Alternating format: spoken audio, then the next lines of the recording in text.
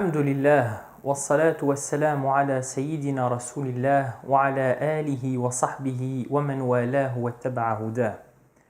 La naissance du prophète alayhi salatu wassalam se rapproche et il est dit فَهُنَاكَ قِفْ وَعْلَمْ بِرَفْعِهِ إِلَى إسماعيل كَانَ لِلْأَبِ مِعْوَانًا وحينما حملت به آمنة لم تشك شيئا يأخذ النسوان وبها أحاط اللطف من رب السماء أقصى الأذى والهم والأحزان. À ce moment-là, arrête-toi et sache que cette généalogie remonte jusqu'à Ismaïl qui était un soutien pour son père. Lorsqu'Amina était enceinte de lui, elle n'éprouvait aucunement les désagréments que les femmes ressentaient dans cet état. La douceur provenant du Dieu des cieux l'entourait, ce qui éloignait tout désagrément, souci et tristesse. Alors, un bref rappel de ce qui a été dit précédemment concernant la généalogie du prophète alayhi salatu wassalam, dont une lignée est connue, puisque nous savons que le prophète alayhi salatu wassalam, c'est le fils de Abdullah, qui est lui-même le fils de Abdul Muttalib, qui est lui-même le fils de Hashim, etc., jusqu'à Adnan. Et le prophète alayhi salatu wassalam a insisté sur le fait que, au-dessus de Adnan, la généalogie du prophète alayhi salatu wassalam ne peut pas être connue avec certitude. Et donc, il est préférable de ne plus rien en dire. Et le poète continue en mettant en évidence, puisqu'il ne s'agit pas seulement évidemment de mettre en évidence la généalogie du prophète alayhi salatu wassalam par son père, sa mère est également importante dans cette généalogie. Et donc, le poète en parle également et il dira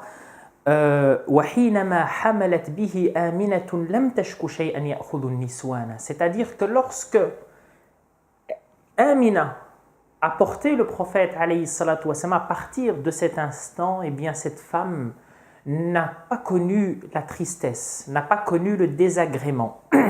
Et certains de nos grands maîtres mettaient en évidence qu'il en serait ainsi pour celui qui porte le prophète alayhi salatu wassalam dans son cœur, puisqu'il faut toujours avoir cette double compréhension.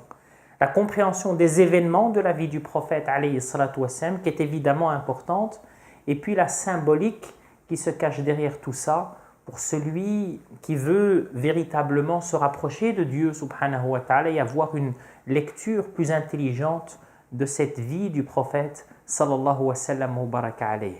Et pour nous aider dans cette lecture intelligente, le parcours de Amina bint Wahb est particulièrement éclairant, si je peux m'exprimer ainsi.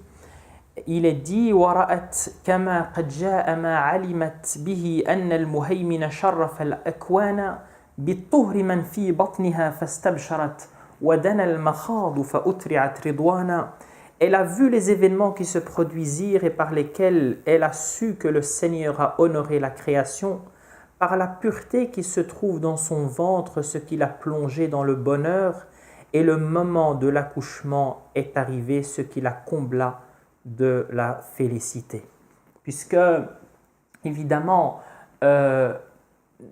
personne ne connaît mieux cette pureté que représente le prophète alayhi salatu wassalam, si ce n'est cette femme qui a donné naissance au prophète alayhi salatu wassalam et qui durant toute la grossesse a pu goûter justement une part de cette lumière que Dieu subhanahu wa ta'ala destinait au prophète sallallahu wa sallam wa baraka alayhi. Le prophète sallallahu alayhi wa sallam apparaît donc suite à cet accouchement de Amina bint Wahb, mère du prophète alayhi salatu wassalam.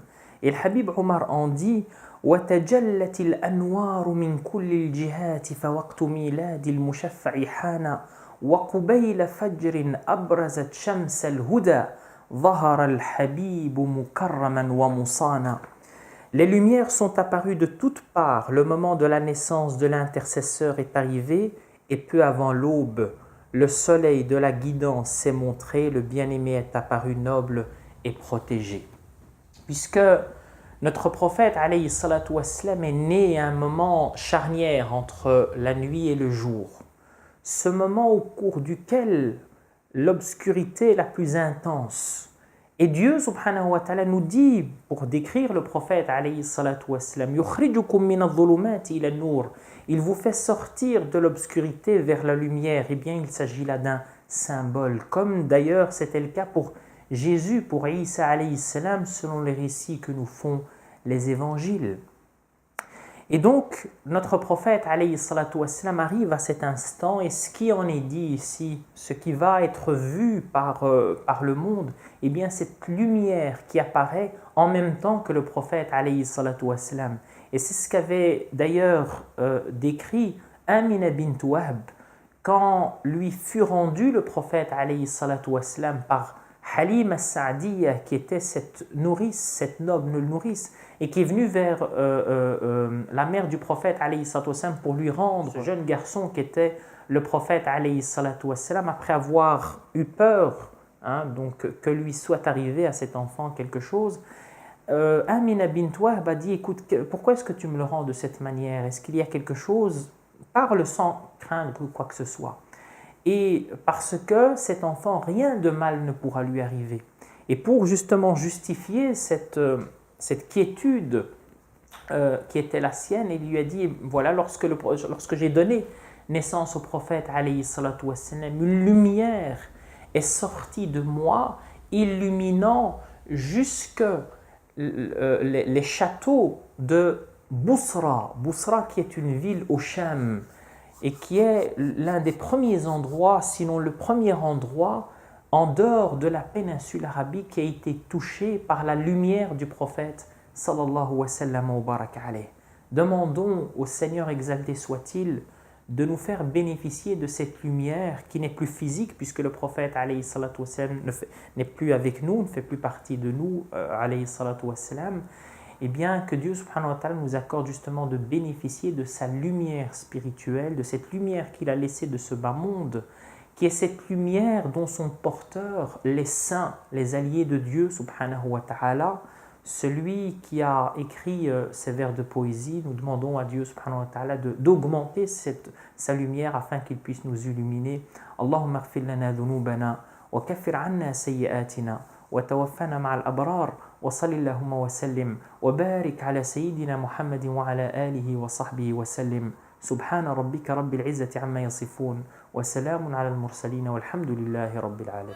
قف واعلم برفعه إلى إسماعيل كان للأب معوانا صلى الله عليه. وحينما حملت به آمنة لم تشك شيئا ياخذ النسوان